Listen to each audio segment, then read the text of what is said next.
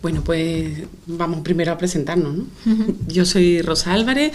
trabajo en la Federación Autismo Andalucía, soy directora técnica de la Federación y soy psicóloga y llevo pues toda mi vida laboral trabajando con personas con TEA.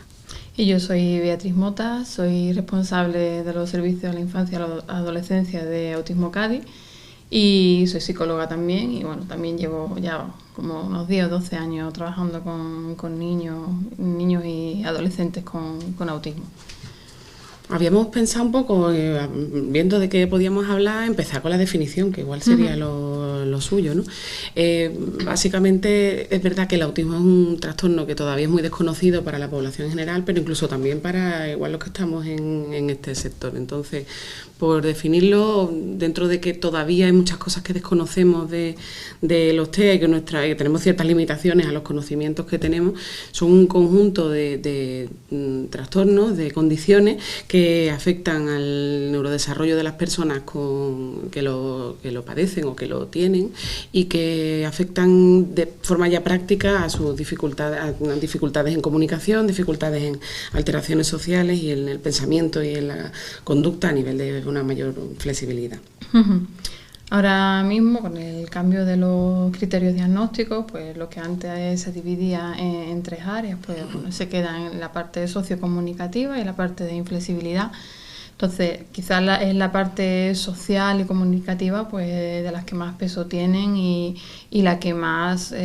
dificulta pues la inclusión de las personas con TEA en la sociedad, ¿no? Se dice que hay un momento crítico que es sobre los 18 meses donde los niños adquieren una serie de funciones que se llaman funciones de humanización, que van adquiriendo el tema emocional, el tema de la inteligencia simbólica y que todo esto pues les ayuda a conocer el mundo, un mundo eminentemente social en el que nos movemos, ¿no? Y que es a los niños con autismo ahí donde empiezan a aparecer las dificultades y empiezan a suponer un esfuerzo mayor la comprensión del mundo en el que viven, ¿no? A partir de aquí es cuando se empiezan a desencadenar pues los síntomas que vamos conociendo como autismo. Entonces, en el área social, bueno, pues hay niños que van desde una dificultad muy importante y bueno, que empiezan a rechazar a los niños, a molestarles, a no querer estar con ellos, y luego hay otros niños y otras personas ya cuando son más mayores pues que sí que tienen interés, ¿no?, en relacionarse, pero siguen teniendo dificultades y les faltan las herramientas, ¿no? Luego en el tema de jugar con los demás, tanto con adultos como con niños, sobre todo con los niños, pues igual, ¿no? Hablamos de espectro porque todas estas dificultades van de una menor dificultad a una mayor. Entonces, en el área de acción conjunta, de preocupación conjunta, pues también hay mucha variabilidad, ¿no?, en cómo ellos van desarrollando esas dificultades. Y luego la parte de la correlación emocional, la parte de comprensión de las emociones, el sentir que las otras personas pues tienen una mente diferente, lo que llamamos teoría de la mente, y conocer cómo las personas nos comportamos y por qué nos comportamos de esa forma, ¿no? Luego, aparte del área social, que ya hemos dicho que le supone mucho esfuerzo para ellos, está la parte comunicativa, que también el desarrollo es peculiar y diferente al desarrollo típico. Los niños con autismo pues empiezan a desarrollar una forma de comunicación más instrumental, precomunicativa, que es llevar de la mano. Y tienen dificultades a nivel de comprensión del lenguaje, a nivel de expresión, el tema a nivel expresivo de las ecolalias, son diferentes, ¿no? Y la intervención luego, como veremos, pues también va en función de de las dificultades, al final son dificultades individuales que hay que tener en cuenta, que no para todos los niños van a ser las mismas, ¿no? Claro. Hombre, yo creo que además en lo que tú decías de los cambios que ha habido con la DSM-5, es verdad que el peso clásico siempre ha estado en los aspectos más sociales y comunicativos del trastorno, pero a mí me gusta que la nueva definición al final creo que destaca mucho más ese tercer ámbito que siempre hemos dejado ahí como un secundario y que creo que tiene un peso importantísimo en las vidas de la gente, que es las dificultades con la flexibilidad, los problemas de imaginación, porque claro, igual la gente siempre define el trastorno como problemas a la hora de relacionarte con los cambios y que personas que prefieren la rutina, pero igual nunca se ha tratado de interpretar por qué les pasa esto a las personas, ¿no? Y creo que hoy en día sí que estamos intentando hacer cambios en el sentido de buscar, pues igual es que no tienen la suficiente capacidad de análisis de la información, de recogida de esto como para predecir conducta. Y claro, tú imagínate, si tú tienes esa dificultad a la hora de predecir qué es lo que va a pasar, tú quieres que las cosas sean siempre igual. Es que es bastante lógico. De todos modos, creo que todos en realidad tenemos como fuente de seguridad el uso de las rutinas. Entonces, es fácil ponerse un poco en el lugar de las personas con TEA en ese sentido. Y luego también están las dificultades a la hora de la planificación, de la organización de actividades, tal, el querer que todo sea igual porque es un formato conocido. Entonces, sí que creo que en esa línea van además muchos de los cambios que estamos planteando. Igual nos hemos empeñado en querer cambiar ciertas cosas en las personas con TEA cuando realmente son su fuente de seguridad. Esas conductas que han estado haciendo son su forma de responder ante situaciones que no eran capaces de controlar, ¿no? Y en ese sentido yo sí que creo que la parte de la inflexibilidad estamos intentando comprenderla ahora un poquito mejor. Aparte obviamente de los problemas de imaginación y de las dificultades a la hora de ser capaces de comprender situaciones que no son concretas, tangibles y que son menos todo lo que sea abstracto, todo lo que sea imaginativo y todo lo que sea, creo que les influye un montón en su vida, en el día a día. Igual no somos conscientes hasta qué punto eso tiene un peso importantísimo y los rituales y todo esto al final, es verdad, se va deformando una conducta, pero era una conducta que originalmente tenía una forma de seguridad, de proporcionarles a ellos cierta bienestar emocional incluso. Sí, de hecho, hay veces que vemos niños, incluso un diagnóstico, pues que presentan esa necesidad de que las cosas se repitan o te vienen los padres diciendo que tiene muchas manías y sin embargo no llegas a hacer un diagnóstico de TEA, pero nos demuestra como que esa necesidad de que las cosas se repitan de una forma al final nos da seguridad de que todos tenemos nuestra... Claro. Y es igual algo que no hemos pensado normalmente tanto a la hora y lo hemos visto siempre como una conducta negativa, ¿no? Y esa forma de autodefensa, igual que las dificultades que yo creo que se plantean a nivel cognitivo y tal. Creo que el mayor problema que tenemos a la hora de tratar con las personas con TEA es que no somos capaces de ponernos bien en su lugar. Porque es mucho más fácil ponerte en el lugar de otra persona con otra discapacidad, pues intenta sobrevivir en el mundo sin ver, te pone un antifaz o intenta salvar todas las barreras que hay con una silla de ruedas y ves lo complicado que es, pero creo que no somos capaces de ponernos de verdad en el lugar de las personas con TEA, porque como venimos de fábrica preparados para ser seres sociales, ese ponernos en el lugar de personas a las que esas cosas les cuesta trabajo. Entonces yo creo que en ese sentido sí que igual a nivel cognitivo ayudan mucho las teorías explicativas que hemos ido, bueno, nosotras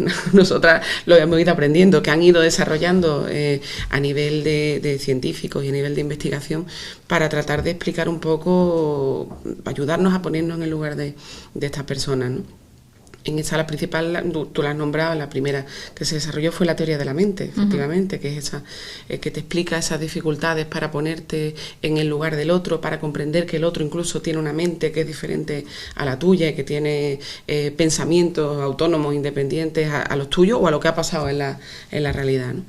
O las dificultades en la coherencia central, que tratan de explicarnos cómo las personas con TEA tienen dificultades para sacar qué es lo relevante de una situación y cuáles son los puntos de vista globales de las cosas y se centran en cambio en todos los pequeños detalles, lo cual tiene que hacer su vida mucho más compleja que la nuestra, ¿no? O en el caso de la función ejecutiva, que está muy relacionada con lo que hablamos de la inflexibilidad, ¿no? De los problemas a la hora de organizar toda la información y la planificación de actividades, qué es lo que quieres hacer y a dónde quieres llegar y tal, porque tienen problemas a la hora de eso, de organizar toda su acción para resolver un problema o para conseguir una meta o tal. Y eso, por ejemplo, Rosa, es algo que si no lo conoces y no lo comprendes a nivel educativo y a nivel incluso de la propia familia, se malinterpreta mucho y se juzga mucho, ¿no? De que son niños vagos, pues que necesita siempre que alguien le esté diciendo las cosas, y se juzga de una forma muy negativa cuando realmente es una incapacidad súper importante para ellos, ¿no? Para poder hacer las cosas, sobre todo cuando además eso no va ligado a algo funcional, ¿no? A una actividad que ellos entienden para qué sirven, cuál es la finalidad y que les ayuda además a poder planificarse, ¿no? Entonces sí que es verdad que el llegar a comprender esta dificultad nos ayuda mucho a la hora de intervenir. Sí, porque yo creo que incluso en otros trastornos, que pasa también, esto de los trastornos en función ejecutiva no son característicos solo de las personas con TEA, pero bueno, con TEA que igual no lo hemos planteado,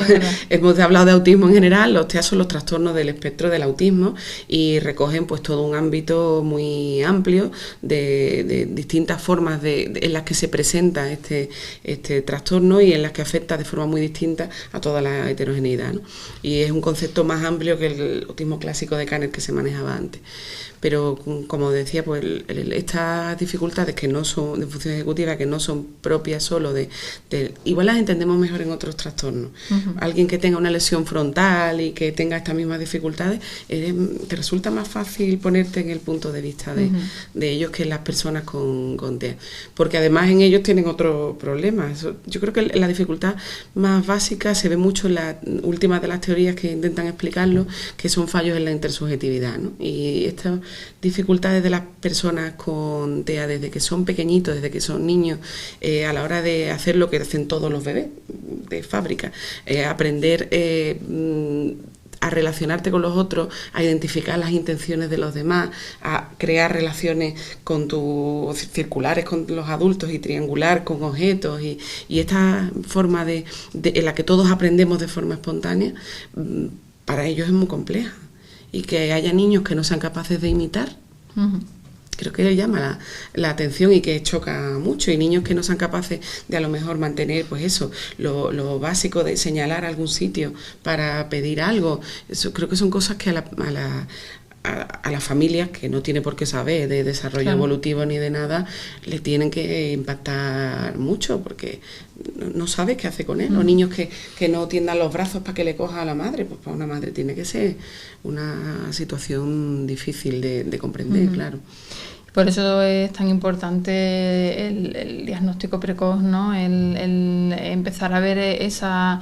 alerta desde los primeros meses de vida. Ya cada vez pues los estudios nos van diciendo que ya a partir de incluso de los 12 meses empiezan a verse indicios en la mirada, en la dificultad en el seguimiento de la mirada, en esa correlación emocional con el adulto que aparecen en los bebés tan pequeñitos,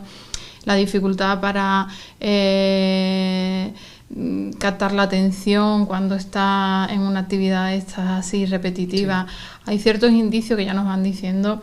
que aunque no se puede hacer un diagnóstico a los 12 meses, pero que sí puede haber, sobre todo en casos de riesgo como son hermanos, ¿no? Que ya podemos empezar a tener cierta sospecha, y que al fin y al cabo no es poner una etiqueta, sino es empezar a intervenir, que es el objetivo del diagnóstico precoz, ¿no? Pero es que además un diagnóstico ayuda mucho a una familia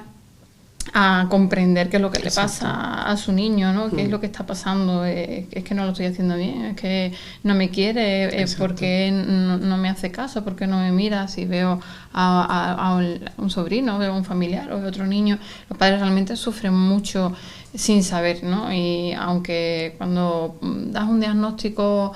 es algo muy complicado, muy difícil de aceptar, pero hay muchas familias que también te dicen que es un descanso saber, bueno, pues ya sé lo que tiene mi niño, y luego además ya sé por dónde tengo que tirar, ya sé qué tipo de intervención es necesario, ya sé que necesito consultar con otros especialistas de salud para descartar otro tipo de síndrome, y además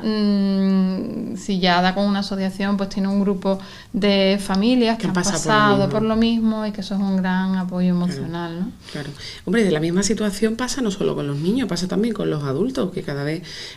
nos van llegando más a todas las asociaciones y tal, personas que han visto de repente un programa en televisión, han leído un libro o han visto algún tipo de información por la que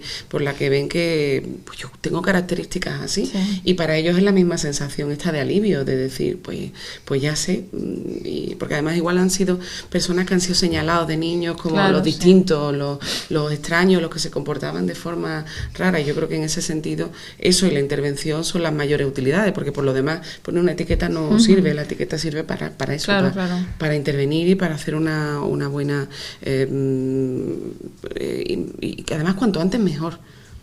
que creo que es una cosa que igual no se conoce lo suficiente. Creo que sigue habiendo todavía ciertos profesionales incluso que siguen planteando la famosa frase del ya hablará. Vamos a esperar pequeño. Pues bueno, si no hay que cerrar el diagnóstico, no nos hace falta ponerle la etiqueta, pero vamos a derivar cuanto antes a los servicios de atención temprana, porque son clave y son fundamentales, porque es que es verdad que tenemos un momento en el que el cerebro es más plástico que nunca y en el que además evolutivamente las cosas tienen que ir siguiendo un orden. Si vamos poniendo cimientos débiles, igual luego el resto de cosas que hacemos después es más complicado, claro. Hay evidencia incluso ya de que el trabajar en estos indicios, en los primeros indicios, ¿no?, en los precursores, pues que ayudan a que luego esa serie de características que van desarrollándose en forma de cascada, pues bueno, no lleguen a desarrollarse las dificultades o de forma más débil, ¿no? Entonces, súper importante la detección precoz y la intervención temprana especializada, ¿no?, centrada en las áreas que hemos comentado afectadas por este trastorno, como es el área comunicativa, no el lenguaje que entendemos normalmente, sino más centrada en la comunicación, en el área social, sin dejar de lado pues la psicomotricidad y otros aspectos cognitivos, ¿no?, como que es el desarrollo normal de cualquier niño, pero una intervención especializada con las características que ellos necesitan, que se les enseñe de forma explícita, a diferencia de otros niños. Sí, eso es un tema que es absolutamente fundamental, porque me ha parecido muy interesante lo que lo has pasado muy por encima, pero creo que es clave, porque es una cosa que tampoco se entiende bien. La diferencia entre que las personas con TEA tienen afectada gravemente la comunicación y no el lenguaje. Eso es algo que igual no se termina de entender, porque todos los demás, aunque tengas un problema en este momento para emitir una comunicación verbal, tienes un repertorio de gestos, de otras formas de comunicación que igual las personas con TEA no cuentan con esa ayuda, al revés, les supone un problema incluso interpretarlas en otras personas. Entonces eso igual es algo que no se termina y se asocia mucho las dificultades con el lenguaje y se enseña mucho. No es lenguaje, es ser capaz de manejar la situación de comunicación con otros. Claro. Y para eso sí que es verdad que está muy especializado, porque es muy importante conocer eso y conocer las herramientas también con las que podemos contar. Yo creo que igual además los profesionales que no hayan trabajado nunca, que tengan una amplia experiencia en atención temprana o en el ámbito educativo, pero que no hayan trabajado nunca con personas con TEA, se pueden sentir incluso desorientado en algún momento, no sabes por dónde tirar, porque como decíamos, a estos niños igual hay que enseñarles cosas que a otros niños no hay que enseñarles, porque las aprenden de forma natural, ¿no? Entonces el tener una adecuada especialización y saber exactamente cuáles serían estas necesidades más importantes y cómo enseñar pues a un niño a imitar, que igual no te lo planteas como objetivo con nadie, o cómo enseñar a alguien a ser capaz de señalar, que tampoco es un objetivo sencillo. Sí, y es muy importante la intervención, pues orientar a la familia. Exacto. Porque la familia, como es normal, ¿no?, siempre espera pues que su hijo, sobre todo el lenguaje, ¿no?, es algo que siempre es la primera preocupación va a hablar, yo quiero que hable, y si metemos sistema de comunicación alternativo ya quiere decir que no va a hablar. Entonces ahí es verdad que los terapeutas tienen una labor súper importante con la familia. En sí la intervención no es una intervención con el niño solamente, ni mucho menos, una intervención a nivel familiar y a nivel del entorno, ¿no? Cuanto más natural sea la intervención, que hay unas dificultades también en la generalización de los aprendizajes, ¿no? Y hay un problema a la hora de ver la funcionalidad, pues eso no quiere decir que cuanto más natural sea el entorno de aprendizaje, más fácil se lo vamos a poner, ¿no? Claro. Y que la familia tiene que saber qué es lo que tiene que hacer. No es trabajar con el niño, es estimular y es darle oportunidades para que aprenda, pues eso, ¿no? Aspectos que en otros niños lo aprenden de forma natural y a ellos pues hay que enseñárselo, pero que al fin y al cabo es necesario seguir ese desarrollo evolutivo normal, ¿no? Si tú no has aprendido a señalar, no puedes aprender a hacer las peticiones de forma verbal, porque te falta el inicio de la comunicación, ¿no? Que es la base. Yo creo que eso afecta mucho también a nivel de todo el ciclo vital, el conocimiento del entorno, porque se ve mucho, bueno, el autismo es un trastorno que acompaña a la persona durante toda su vida, con lo cual sí que nos vamos a ir encontrando dificultades con los matices propios de cada etapa, pero creo que se ve mucho en los problemas de conducta, en las conductas desafiantes, que igual se malinterpretan muchas veces porque el entorno lo entiende como interpretando la situación desde el punto de vista nuestro, social, con las habilidades sociales que tenemos, con la capacidad de comprensión de los otros, y la persona con TEA la mayoría de las veces tiene dificultades comunicativas para entender qué es lo que hace. Entonces somos nosotros, que tenemos mejores capacidades de empatía, los que podemos traducir mejor el entorno a estas personas y ayudarles a comprender aquello en lo que no están, o darle herramientas para ser capaces de pedir lo que quieren, y en ese sentido el papel del entorno es clave en la familia, por supuesto, y sigue siendo muy importante para la persona en todo su desarrollo, pero es verdad que la atención temprana es una etapa fundamental de cara a una previsión de calidad de vida futura. Eso no hay ningún tipo de duda, porque se está más que demostrado ya en diversos. Por eso también era un poco la idea que teníamos nosotros de desarrollar más actividades de formación, es la línea que siempre han tenido nuestras entidades: formación a los profesionales, formación a la familia, formación a todo el entorno de la persona, para que sea capaz de comprenderle, de ponerse en su lugar, de interactuar de forma adecuada. La formación es fundamental, y más en la atención temprana también. Por eso también nos ha venido muy bien el hecho de poder colaborar con la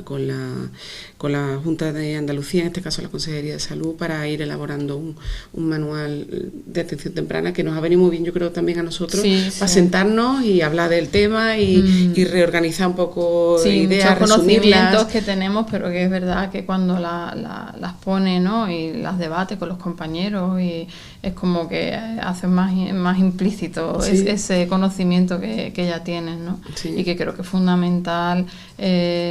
para un centro que atiende a un niño que a lo mejor no tiene esa experiencia previa o esos conocimientos previos específicos, pues tener un manual al que dirigirse y sentirse respaldado, ¿no? Y poder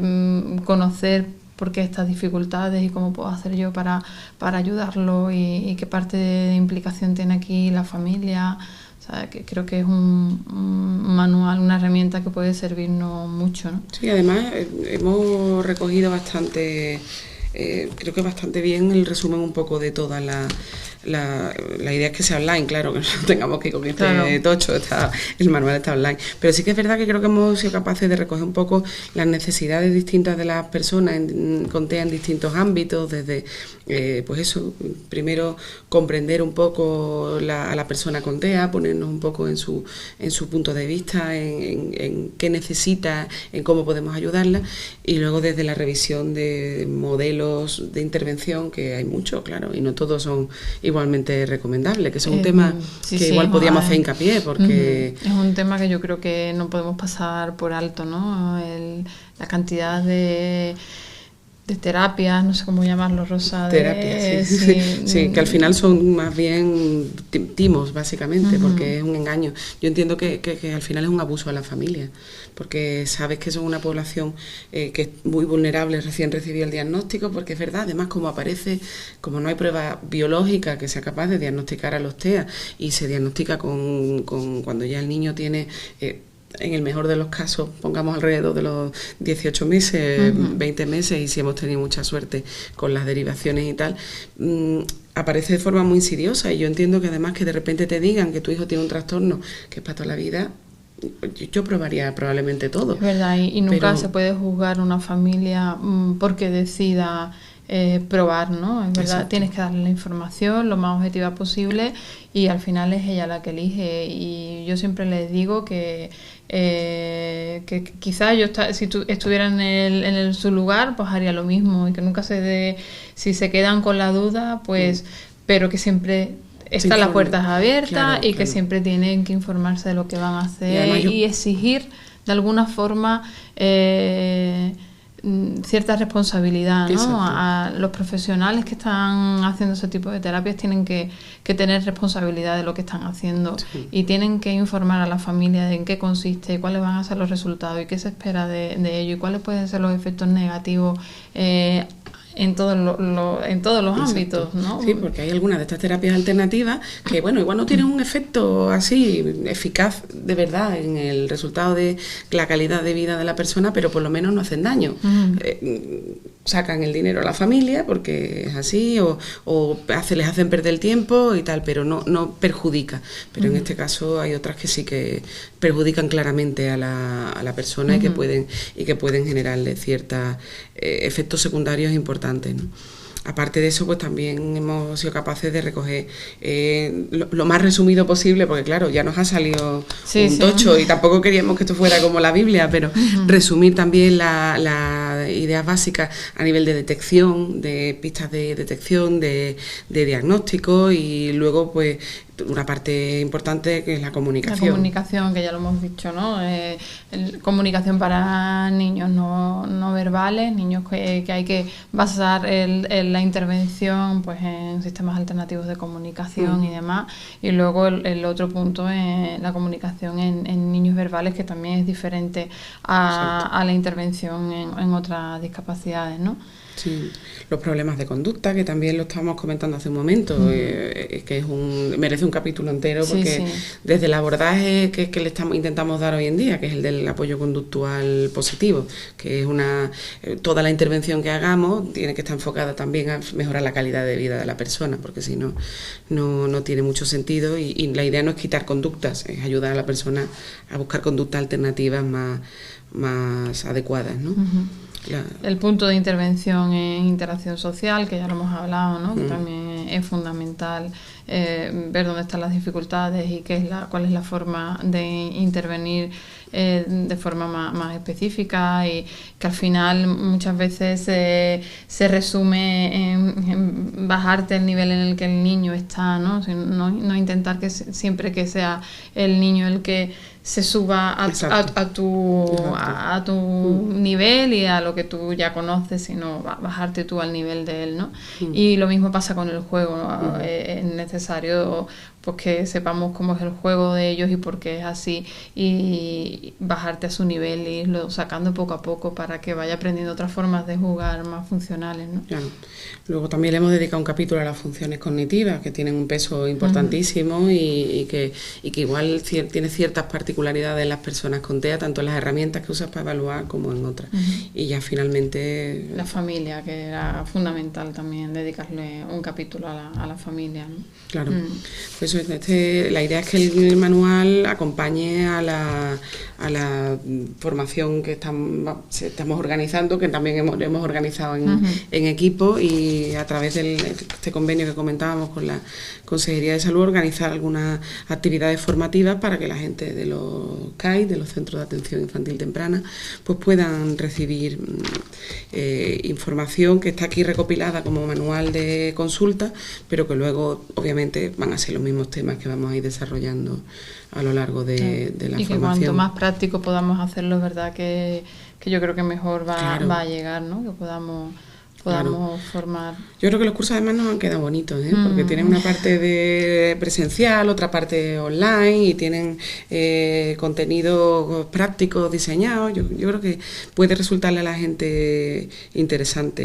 y atractivo para mejorar su práctica profesional y para que al final la atención a los niños con TEA sea mejor, claro, que es el objetivo que tenemos.